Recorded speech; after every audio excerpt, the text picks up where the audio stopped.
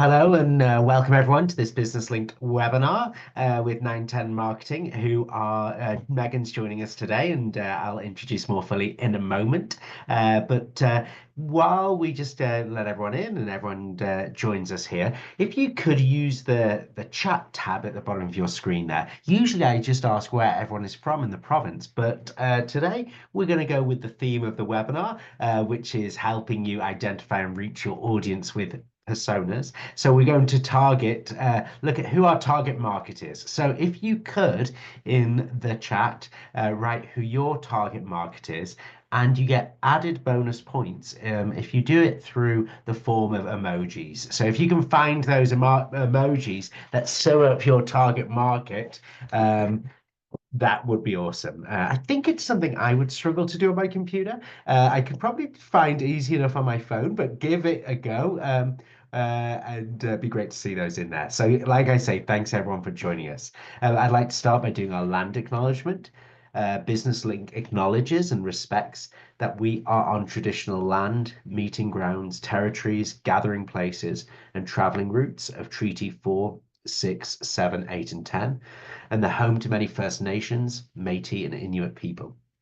In the spirit of reconciliation, we acknowledge the lands of those who have come before us, reside here now and in the future. So, like I say, thank you. Welcome, Megan, who's joining us from 910, going to go through the topic of identifying our target audience today. Like always, we've got a couple of housekeeping. I'm just seeing these emojis come in, so forgive my smiling and laughter as they do. We've got a little bit of housekeeping. So, people have found the chat. So, if you want to interact and have discussion in there, that's the place to do that. It might take a little bit of looking for some people, but if you have a more button, the Q&A tab, that's where to put those questions that you'd like me to put to Megan, and we'll just make sure we get to those through the course of the conversation today. So the Q&A tab for any questions, for kind of general chat, make sure you use that chat. So yeah, we've got target audiences, including people with children, grandparents, independent local businesses. And then we've got, I like this one, it's nails, and then a kind of young woman and an older woman. And then we have kids, parents, and young kids. Yeah, I'm happy there's nothing sort of that I would be embarrassed about saying here so far. So that's a good start. Megan, so over to you. Thank you for joining us today. Thank you so much. I definitely would struggle myself if I was looking through the emojis to try and find what would represent small businesses, and I can't Uh, find anything that really represents that holistically. So maybe a computer for some digital marketing, I guess. But yeah, you've set me the challenge. I'm going to work on that while while we go here. if anyone has any suggestions. All right. Today we are talking about target audiences. And this is one of my favorite topics because it really bridges a lot of gaps for small businesses, especially when you're an entrepreneur or a solopreneur. You're wearing a lot of hats, and it's hard to kind of identify and see how all of these pieces come together. And this is one of the biggest parts of it. So I guess just a little bit of an introduction to 910. If you've seen these presentations before, you'll notice we've added a couple new team members, which is really exciting. But we're a pretty small, lean, mean team, and we're pretty nimble. But really, what we focus on is the emboldening of small and medium businesses in Alberta, the empowerment for you to take your business and your marketing to the next level with all of the assets that we can provide, that we can teach you how to use, that you can build yourself. So really our vision is that all of you come away from this with actionable things that you can actually implement into your own businesses and lives. So this is a really fun thing for us to do, and it's really exciting. So a little bit about us, what you'll kind of notice throughout all of these presentations, if you've ever attended any of these, we have a really heavy focus on brand because it infiltrates kind of everything else that we do, right? From building our presence online to how we interact with people to identifying our target audiences. And so when we're looking at this kind of chart of 910 services, it really starts fundamentally with brand and goes all the way into training which is what we're really doing here today. So just a little bit of a litmus test. I kind of want to see, just drop in the chat 1 to 5, how comfortable are you with knowing exactly who your target audience is and how to reach them? So I see that there's a good number of, you've identified your target audiences. So comfortability, 1 being, I know who they are, but I have no idea how to reach them. 5 being, I'm an expert. I see some 2s, 3s to 5s, 4s. It really is so variable. So let's just take it back to the start for a minute, right? Because we talk a lot about audiences as a very broad topic, but where do we begin? It always starts with brand, right? So that foundational piece. And you'll see here in this kind of branding with a capital B framework that we've talked about before, audience personas are actually pretty early on in the process. And the reason being is because we need to learn how to talk to our target audiences in order to do anything else. And if we don't know who they are, it's pretty hard to identify that, right? So Edward makes a really good point. I know my target audience, but it's difficult to reach them and make a connection, right? And this is where that bridge comes in that I mentioned at the very beginning of today, where there's us, there's them. How do we build that connection, right? And it's about really relationships. It's about communication. It's about understanding how our audiences operate so that we can actually speak to those needs, to those desires, to those wants, right? So that's really what the meat and potatoes is of today. But I wanted to highlight this particular image because what we see here is kind of like the all-encompassing personified representation of this chart. But what you'll notice here is that this brand, this person, is only talking to one person. She's not talking to these two, even though they're still part of her target audience. She's only talking to one person at a time. So it's really important to keep that in the back of your mind. We'll talk about that a little bit more as to why. But when we're identifying target audiences, it's important to understand the differentiation between one group to the next, because when you talk to people, think about in your own life. If you talk to your mom, if you talk to your friends, you talk to your siblings, you're not talking to them all the same way. So why would you talk to your target audiences the same as well, right? So let's think about building your target markets. Matt, I would like to pose a question here for you. What do you think are the top 3 most important things when starting to identify your target audiences? I don't know about top 3, but 3 that I would think of. For us, I would think about location. Like we are here to serve, and in fact, we're only funded to serve businesses or aspiring business owners in Alberta. So definitely the geography there. 2, I suppose it's like we don't want to be, but we're not for everyone. We are for business owners. Like it's if someone has no intention of ever starting a business, doesn't want to. So I suppose it comes to that.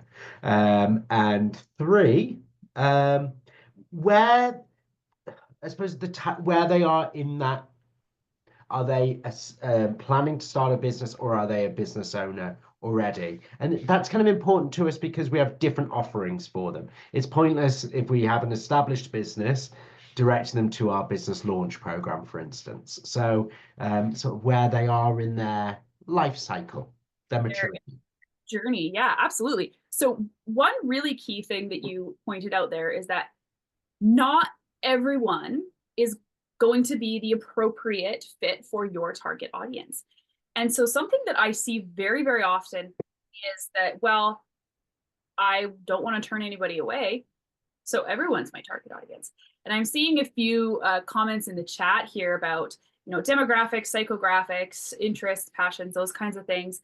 And those all kind of bleed into what we understand as our target audience. So I want to take a minute to just do a little bit of myth busting here, because there's a lot of misconceptions around building a target audience. One that I've heard very often is, well, I really only have one target audience.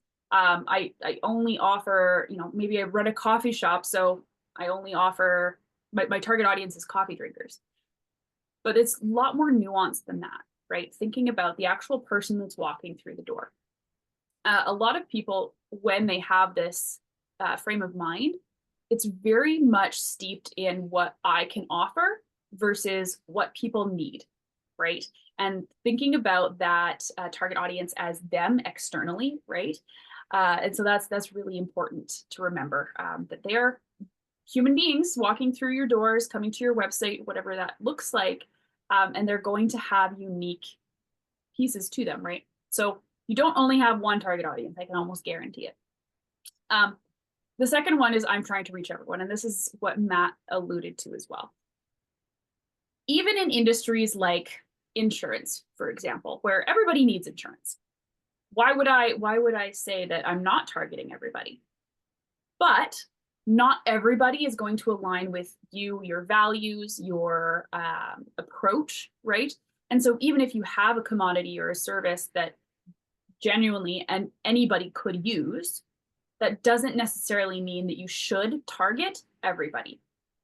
What happens is your message gets really diluted and muddy, and it tends to lose its meaning, right? So when we really focus on making sure that you actually do have your target audiences set up, you're able to make your message so much more potent and reach the right people. So I will very often say, and if you join our training program, you'll hear this ad nauseum, but if you're trying to reach everyone, you end up reaching no one. That's really important. Another one here is I only target businesses, so I don't need audience personas. This is a huge misconception.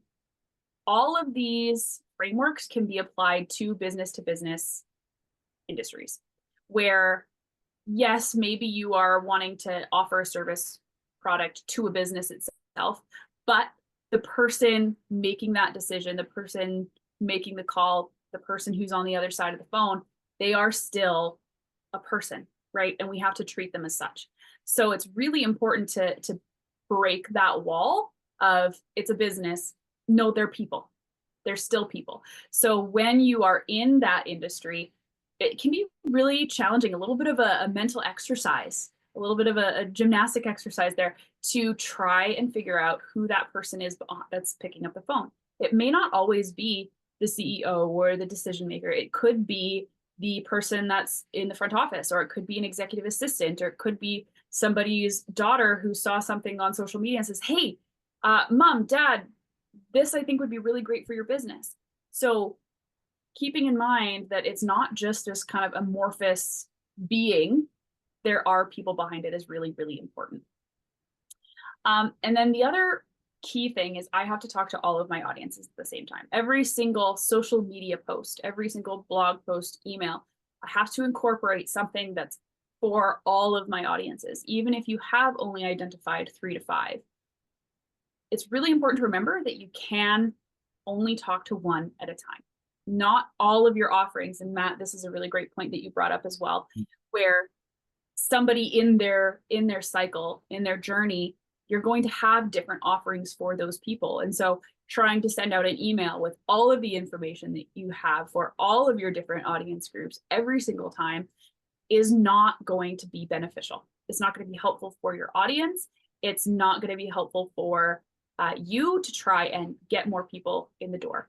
Can't boil the ocean, need to narrow the focus. That is such a great analogy. I love that. ChatGPT is great in finding audiences. So we'll talk about this at the tail end, how to incorporate ChatGPT into this, because you're totally right, but there's nuance to it. So I want to just pin that comment to we'll chat about that in a minute as well. So myth busting, remember that it's not everybody. You can narrow your focus. You are not going to be talking to everybody at the same time, and not everybody is meant for you. So with that being said, let's get into it. I like to call this the best friend exercise. So let's forget about audiences for a moment, okay? I want you to picture your best friend. I want you to picture who they are, what makes them cool, why are they your best friend? What do you like doing when you hang out together? How did you meet? That kind of thing. So think about your best friend, and I see Matt smiling a little bit. So can you tell me a little bit about your best friend? How would you describe them? Like he's kind of lively, like and like warm and enthusiastic. He's someone who'll kind of like lift your mood if you have a quick phone call with him, that type of thing. Yeah, a little bit chaotic. I hope he's not watching. Like he's a bit all over the place. I don't think he'll be watching for a second because he's very far away. But yeah, yeah. So that's great. What you just described was kind of their personality, what makes them them. Mhm. Some other things that we might think about are their physical attributes. Like, are they tall? Or do they have red hair? Do they have brown hair? Location. You mentioned that they're pretty far away, right? Where are they from? How did you meet? Where did you go to school? These are considered demographics. So I heard or saw that in the chat there as one of the identifying things for audiences as demographics. So this is what we're talking about. Those kind of physical attributes, the things that you can see, they're a little bit more tangible, right? Hair color is something that you can put on a spreadsheet and chart. X amount had brown hair, X amount had red hair, that kind of thing, right? So this is where things like your location, your age, your name, those kind of things, that's where this would fit. Now, what Matt really described were these things. What made them unique? What makes him fun to be around? He's chaotic, he's exuberant, he lifts your mood, right? He's talking about their passions, their goals, right? Their values, what really creates that heart, that personality. And these are what are called psychographics. And these are very often even more important when identifying your target audience, when learning how to speak to your target audience, because this is what drives people, right? This is what makes up who we are to our core. Yes, we can also identify that, okay, I can only serve people in this geographical area. So we're going to narrow it down. But then how do I get people into my doors? This is how, right? This is where building relationships happen. In order to build relationships with our audiences, with our customers, they have to feel seen and heard and recognized. And that comes from us seeing what their goals are and seeing what their pain points are and that kind of thing, right? So when we look at a description here, we've got our location, income, our age. Those are things that are that kind of the demographic information. Those may or may not be important to you, right? You may or may not want to identify a gender in your audience description. It may not make a difference. It might make a difference. I saw in one of the emojis, we had some nails and some ladies, right? The services that you provide are prominently going to be for women because that's the target demographic. That's important to identify. A movie theater might not need to identify gender demographics because it probably doesn't matter all that much, right? So those are the things that you can choose what is important and leave out what isn't, right? But the psychographics, the things like your pain points, your values, your goals, your fears and desires, those are really important to always take into account. Because if we know our audience's pain points, if we know what they're struggling with, we know what to offer them. If we know how they want to get to where they want to go, then we can offer a path to get there. If we know what they are afraid of, we can help say, don't worry about that. We've already taken care of that. You don't have to fear that anymore, right? If we know their values, we know that we align, right? This is probably the biggest part of understanding if a target audience is the right fit for you, even if they might be somebody who could use your services and they're in your geographic region, they kind of check all those boxes, but they don't align on the values, they're probably not going to have a good experience. And you're probably not going to have a good experience as the service provider, right? So it's really important to acknowledge that everybody's going to have different values, and it's okay that you showcase those because people will naturally be attracted to things that align with them on that base level. It's so interesting. I think about that, like just thinking about that from a business link point of view. Yeah, location I mentioned was important, but really it's in that kind of looking at that goals and aspirations thing, like that's where we're kind of sitting with our target audience. The vast majority of them, the people who are on this call here, they either want to start a business or they want to improve the business they have or make it more fulfilling. And they have those set pain points. Yeah, their kind of age, their income, their gender it's not irrelevant to us. Like we will understand that in the way that we have a diverse team of people want to see themselves reflected in the people who they're working with and that type of thing. But the kind of the thing that ties people together is are their goals and aspirations. And yeah, it's really interesting. Yeah, we're getting great kind of feedback here as well from people who says, yeah, they're just kind of learning so much as they get into this. But it's definitely a great, interesting way of thinking about it. Yeah, a great question here from Judy is how do we know their pain points, right? And the example that Judy brought up was when you sell corporate gift baskets, how do you know kind of what the pain points are? And that's a really great example to use because gift baskets can sometimes feel a little bit innocuous. Like it's a bit of a frivolous thing sometimes for people. But what we're really looking at here is the reason that somebody would purchase a gift basket is to help again, if you're looking at a business themselves, they're wanting their customers, maybe their employees, whoever they're buying these for, to feel valued, right? They're wanting their customers, their audiences to feel important, right? So the pain point is that they don't have necessarily the skills to provide that gift, right? And they want access to a business, you, for example, selling gift baskets, to put that thought in for them, to provide a lot of those nuanced pieces that I'm sure if I tried to put together a gift basket, I would miss 100 things because it wouldn't be something that crossed my mind. Everybody has their own set of expertise. And so especially when we're looking at business to business, there are really keen gaps that we can recognize as businesses. We're not the expert in this. We need to find somebody else. I need to make sure that one of my employees is going on mat leave. I want to make sure that they feel valued. How do I do that? Right. I've never gone on mat leave before. How do I know what a parent would want? So that's where people like you come in, right? And so identifying what gap you are filling helps identify that pain point. Matt, I see you came off mute there, so go ahead. Yeah, I just think, and that's such an interesting example to your point before about when you have a business client, understanding the individuals within the business as much as the business itself, because yeah, the executive director probably has very, very different motivating factors in that decision. The administrator who perhaps is doing it, their pain points is maybe around like efficiency or getting it done. And the chief executive's pain points might is likely to be very, very different. So really understanding, I suppose, who that decision maker is or who the decision makers are, I think is just so important there. It's a neat example, I think. Thanks, Judy. Yeah, I really like that example because it kind of gives us an avenue to look at a few different things. But one thing that I really wanted to call attention to while we're here is the difference between desires and goals. There is a very clear difference, and very often these get mixed up. Desires are kind of more inherent. They're a little bit more evolutionary biological, right? Goals are more aspirational. These are things that we want to achieve. So my desire might be I want to enjoy food because I have to eat to survive and I want to enjoy that experience.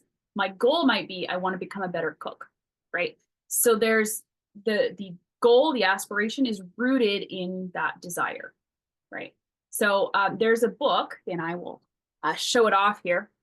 It's called Cashvertising by Drew Eric Whitman. You can get it on Amazon pretty affordably, but it has a really excellent deep dive into psychology around audience targeting and how to speak to your audiences.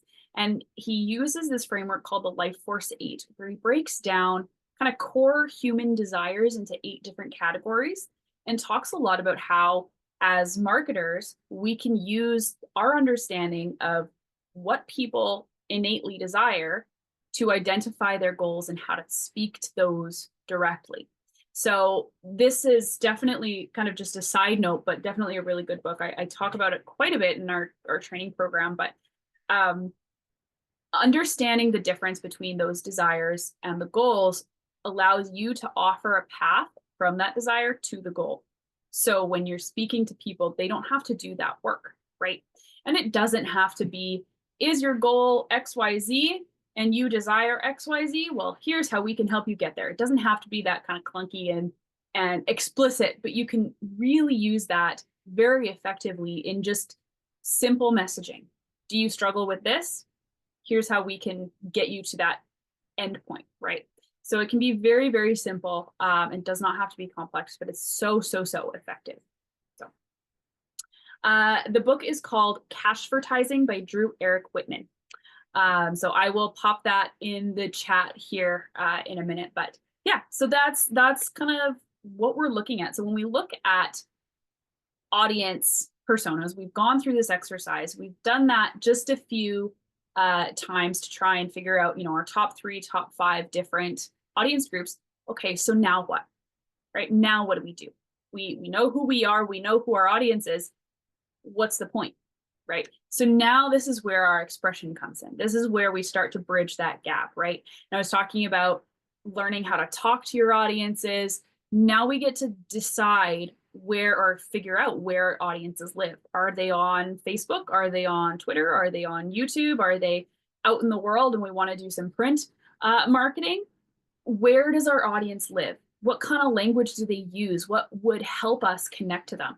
And this is where it really takes a lot of experimentation. There's not a hard and fast set of rules that allow you to just immediately be successful with communicating to your audience.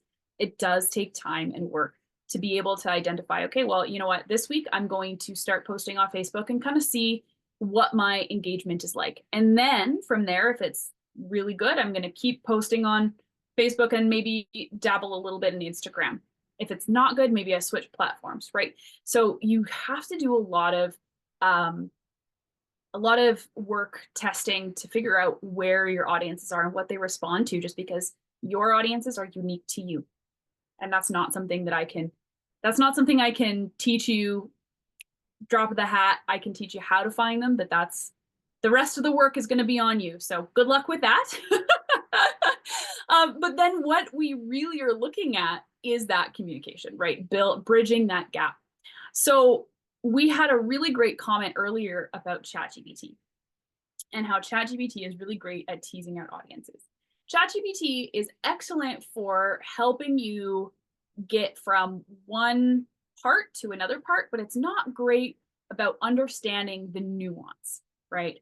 So a huge part of building relationships with audiences and incorporating relationships, like human relationships, into your marketing is building up that understanding of people. And ChatGPT does okay, but it's not perfect, right? So one thing that it doesn't do is tell you exactly what you need to do, that formula for success. It's not going to give you that magic number. So what I would like you to try to do is use ChatGPT to say, these are my target audiences. These are the desires I'm trying to focus on right now. Please help me create a content marketing strategy to solve these pain points. Because what you're doing with that is you're allowing ChatGPT to start from a jumping off point rather than ground zero. And it's going to give you a lot better results. And you won't have to do quite as much back and forth finessing, that kind of thing. Particularly with your brand strategy and looking at this framework here. If we have an inherent understanding of all of this and we can kind of like list it out, hey, this is what I'm trying to accomplish. This is who I am. This is who I'm trying to reach. And this is how I want to reach them. Help me do that. That will give you so much more to work with than just saying, hey, ChatGPT, I need help finding my target audiences, because it's probably not going to get you right on. Your values are so important to understanding your audience, and ChatGPT doesn't have that background knowledge, which is why we want to train our AI to give us the best options, right? Hey, that framework that I gave before of this is who I am, this is my audience, this is what I'm trying to achieve, help me. That's the training, right? That's the training. And first, you have to understand who you are, who your audience is, in order to get to this point, right? So it's really important to kind of understand that there is some level of work that you have to do yourself before you go to ChatGPT to bridge that nuance and make sure that it's still infused with you, your brand, and who you are. So I'm curious, Matt, I'm going to throw you under the bus again here.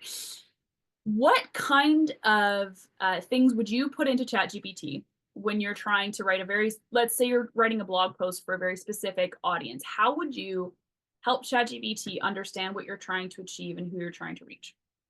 I would likely give it as much detail as I could about like the demographics of our business owners. So I would break it down just because if I put business owners, it's going to speak probably equally to, you know, 500 employee businesses, which is just not a business link thing. It'll be using different language.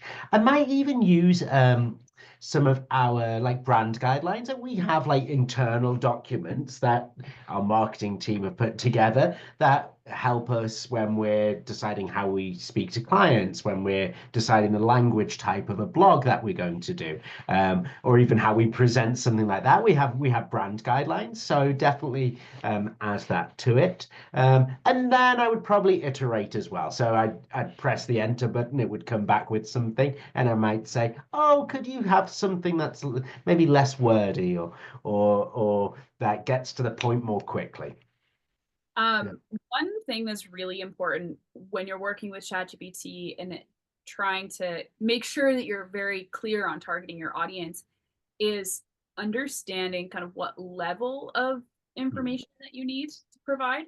Um, an academic is going to understand language that's completely different than um, a stay-at-home mom, for example, right? I mean, we have different levels of expertise.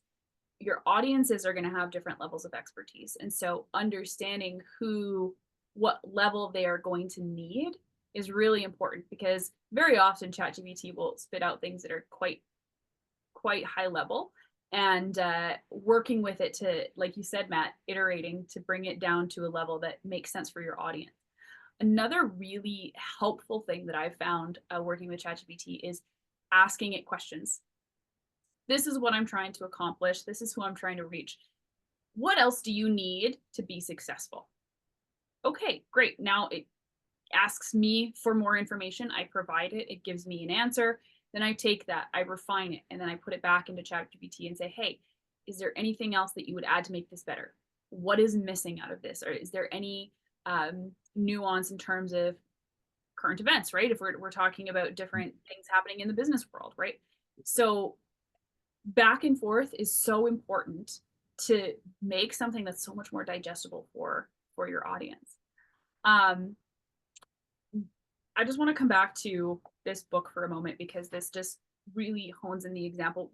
One of the exercises that's in this book is a little description going through, the description is about eating a pizza, right? And so the exercise goes through, I think, 4 or 5 different iterations of a piece of text. And each time we get more information and we feel more connected to that eating pizza experience, right? What it's talking about there, what we're highlighting there, is the investment that our audiences have in what we are producing. And that comes from being able to tell a story. That comes from being able to use language that's interesting and engaging and relatable, right? So if you hadn't watched or if you didn't attend last month's webinar with us, I really highly recommend going onto YouTube and watching our brand persona, brand archetypes webinar, because that one really bridges this gap between, okay, we know who we are as a character. Now we can start to tell a bit more of a story that relates to our audience. And now we've gone through this exercise where we know who our audiences are. We can then incorporate them into that story and really build something that's meaningful.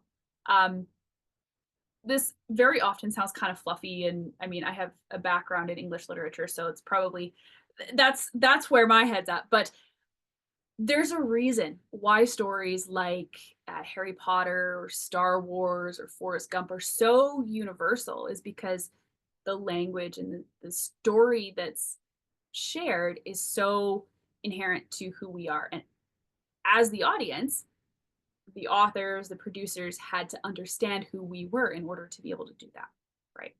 So thinking about who your audiences are really ties in that whole circle of being able to identify those stories and begin and build your communication and your message around your target audiences. And remembering you don't have to talk to every single person, every single time, all the time. So, some key takeaways here. Remember, everybody has target audiences. You might not feel like you have a target audience, but you do, I promise. So if you are in that boat, think about the product or service that you provide and who purchases it. Who's the actual person behind the phone, behind the email, whoever that is. That's going to be one of your target audiences. Okay, so that is hugely important. Always start with your brand. Always start with who you are first. You can't know your audiences if you don't know who you are, right? Because that impacts everything down the road. Think about your audience groups as people, as human beings. That helps you kind of visualize who they are instead of just this kind of glob of demographics and psychographics, like we did in that best friend exercise. Who are they as a person? So that's the best thing that you can do right now if you don't understand who your audiences are, is think about them as people. And then knowing. Oh, sorry.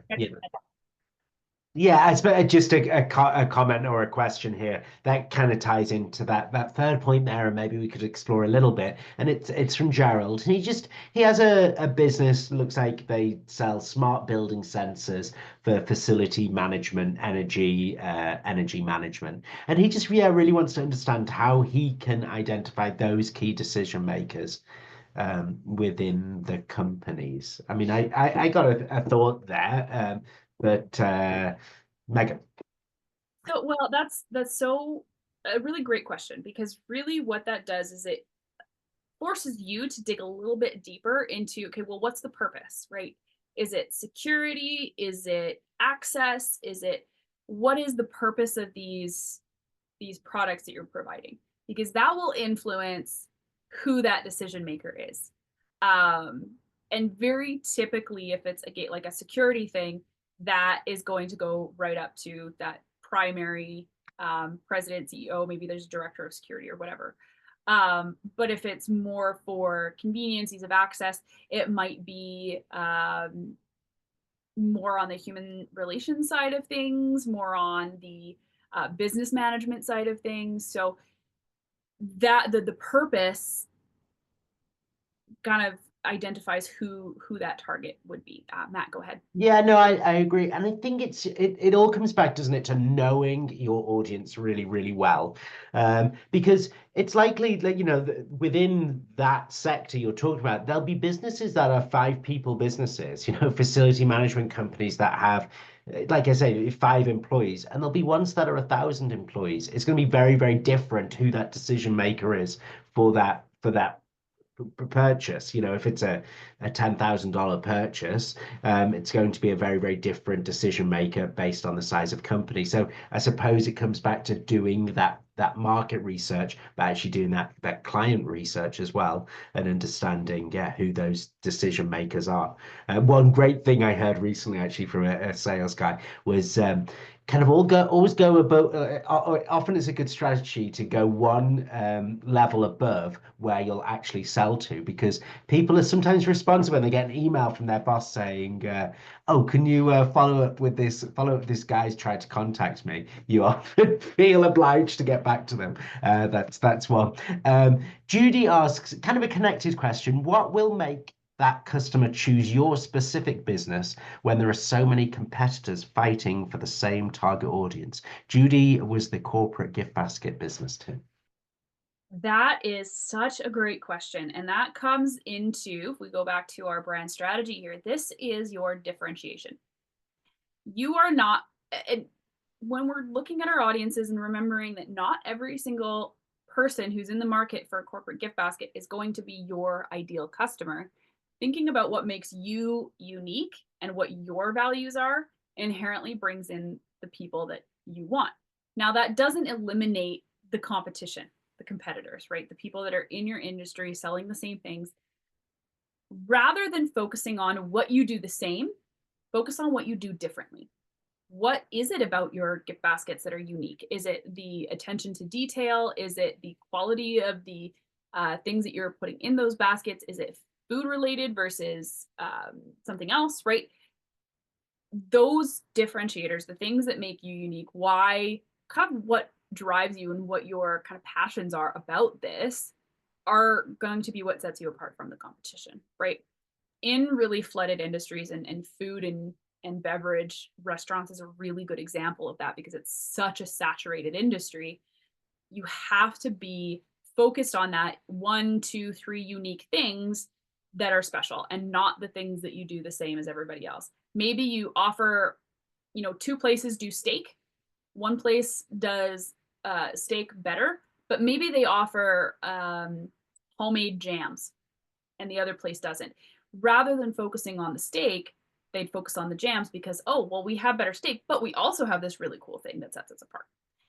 And that's a huge part of situating yourself and not losing energy and momentum in the whole competitive landscape. So, yeah, Matt. Yeah, I mean, I even think, if we take 910 as an example, like offering training to small businesses on digital marketing, it's no secret that information, or there is a lot of that information online. I can go direct to Google, I can look at YouTube, I can, whatever it might be. But there is something that, I like Megan, and I want to work with Megan. I want to work with someone who understands my market here in Alberta, and I want, there are those things, isn't it, that make our business unique. That's going to help us stand out against the kind of competition. Yeah.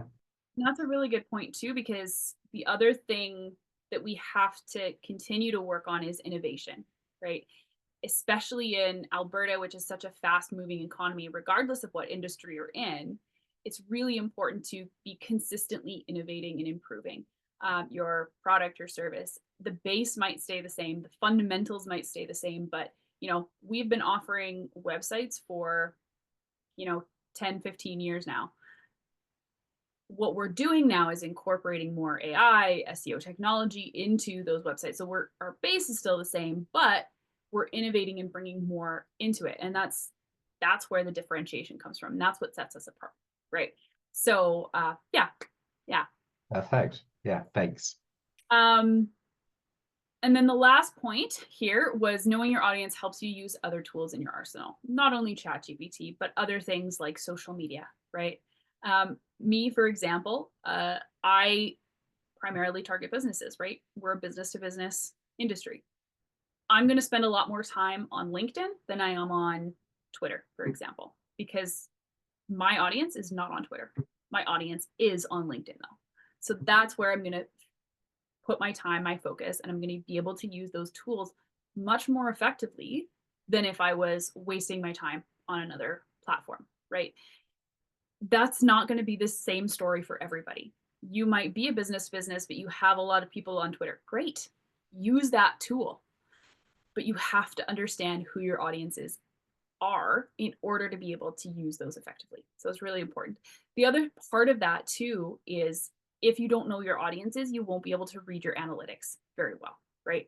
So if we're looking at our engagement on social media, for example, if you have a really good understanding of who your audiences are and what their needs are, if you make a post that completely bombs, gets really bad engagement, you can kind of understand why, right? Maybe it's the messaging that didn't work. Maybe it's the timing that didn't work. But if you don't understand your audience, you won't understand why that didn't work. So it's really a hugely important part of being able to understand your story, your business story, be able to achieve your goals and be able to understand where your marketing is going when you're looking at the data. And it helps to kind of color that data into a picture that you can understand. As somebody who is very much not a math and statistics person, I have a really hard time looking at just graphs because it doesn't make sense to me. So if I can understand who was looking at my stuff and why it didn't work, that helps me understand the graphs, whereas I would not have before, right? And I think a lot of us in the marketing industry kind of struggle with that. It's a very creative industry. And so when we're so focused on, well, I have to learn how to read graphs and statistics, we lose some of that story element. And this kind of helps bridge that gap and bring it back. So um, we've got about 15 minutes left. Question came in. Where can I go to make my LinkedIn professional? So it depends. Are you thinking about creating a personal profile for a personal brand that looks professional, or are you looking at creating a professional business page on LinkedIn? So if we're looking at the latter, the professional page can be created from a personal profile. So it's kind of like Facebook in that way, where you sign up and then you can create a page and you're the admin on it. A few tips for that are making sure that your logo is in your profile picture. You have a really clean banner. They're very, very small, so not putting a lot of information on those is really important. Keeping up with your updates, so making posts and making sure that all the information is filled out. So your bio, linking to your website. You can even add your company size and map location if you have that. Those are all really important things to creating a good professional profile. Now, on the other side, if we're looking at wanting to build a personal brand on LinkedIn and making it very professional, that's where you can have a little bit more fun with it. So really leaning into your personality and making sure that, all the same things are true. You have a clean profile picture that represents who you are professionally, and that your bio describes who you are. But the posts that you make, the shares that you post should reflect who you are. And Valerie, you'd like to find some examples of profiles. There's lots out there. I'm not sure if I can give you any examples off the top of my head, just based on, I'm not sure what industry you're in or what you'd like to see on that. But if you go onto LinkedIn, there's a lot of like explore, and you can kind of just scroll through and find things that are interesting to you. Part of social media curation, and we'll actually talk about this next month, is building up your own kind of identity on social media. A really, really good example of that is Duolingo. Completely unhinged social media, but really effective.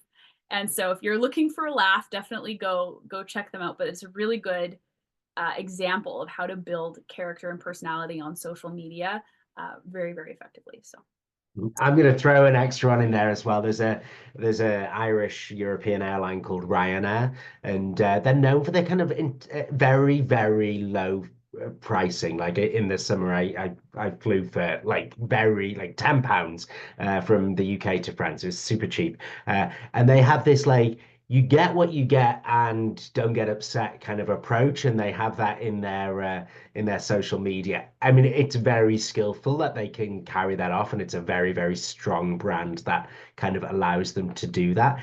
But yeah, Ryanair is one. People put like pictures of their tiny seating area, or the fact that they don't have a window at their seat, and they often kind of reply in a pretty rude way.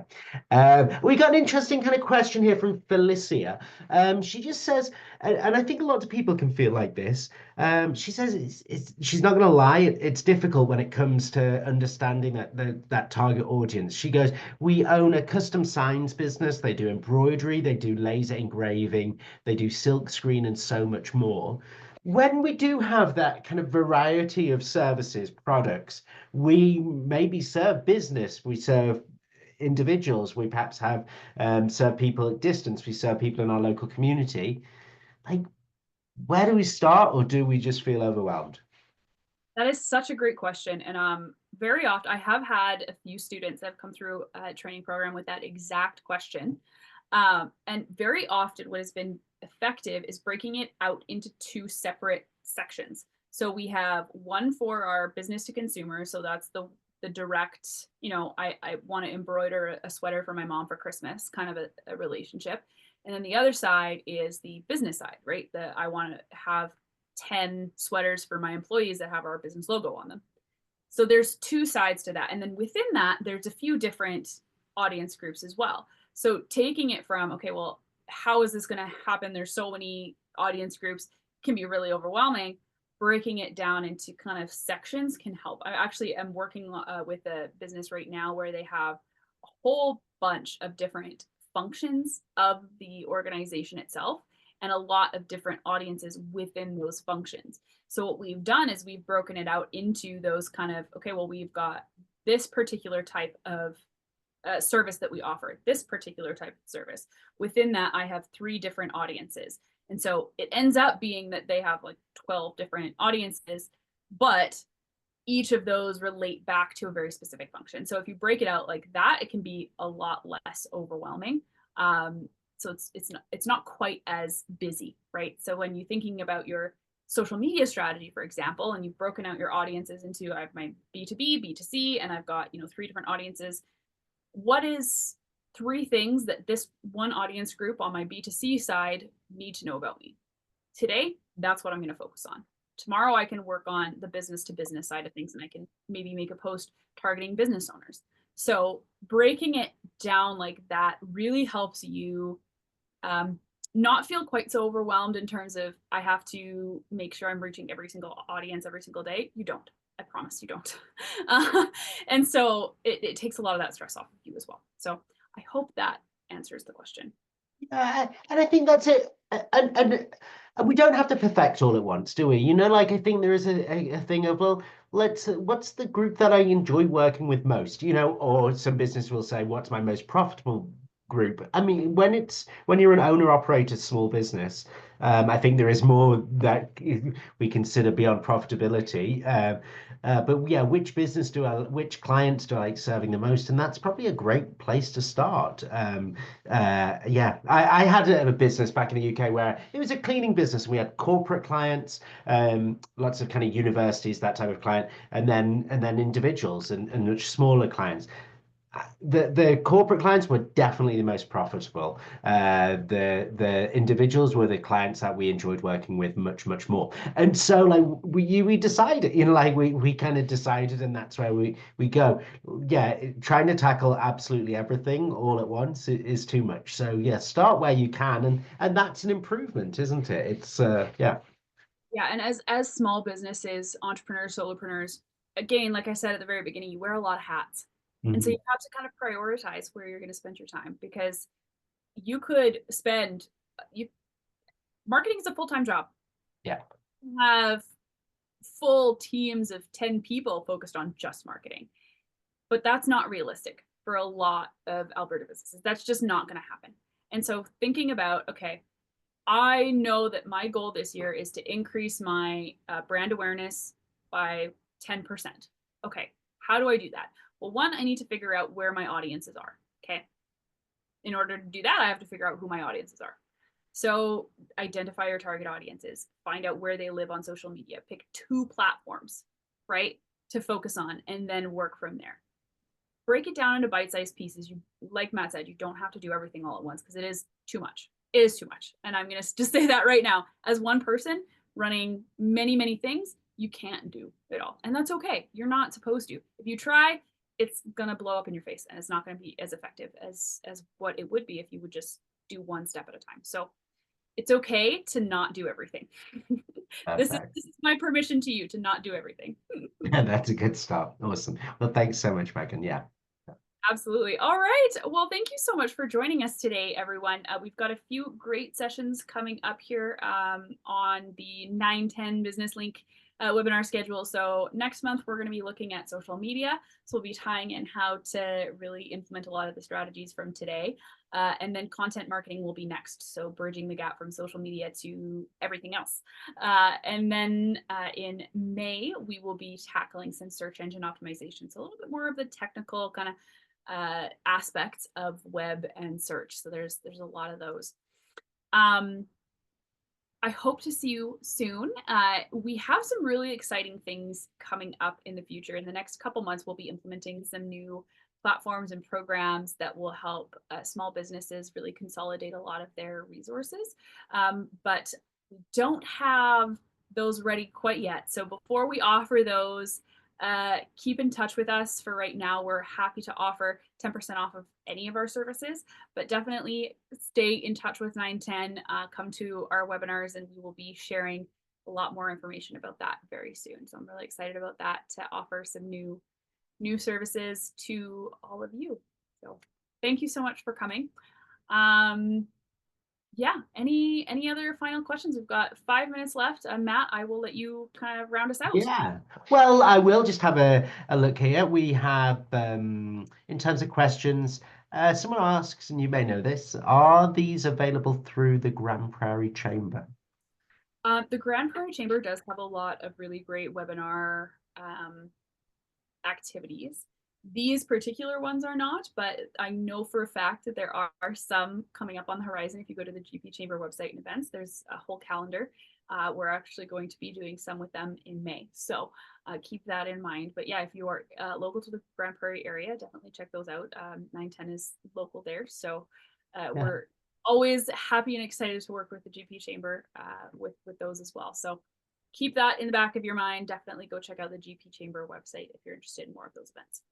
Perfect. Thank you, Megan. Yeah, and we have just the question here. If we got the YouTube channel is is BusinessLink AB is the YouTube channel, and I know that we'll get a referral there. Many thanks, Gerald says. Matt's comment. Oh, I get a shout out here. Hope it's good. I haven't read the end of the comment yet. Matt's comment on target one level high in the company management. Yeah, I like that. I get that a lot because obviously the executive director is above me. So if anything comes to him and he's like vaguely interested, it comes in my direction, and definitely is one to respond to. I would like to thank Megan so much for providing her time and her excellent information, and being great, so answering so many questions today.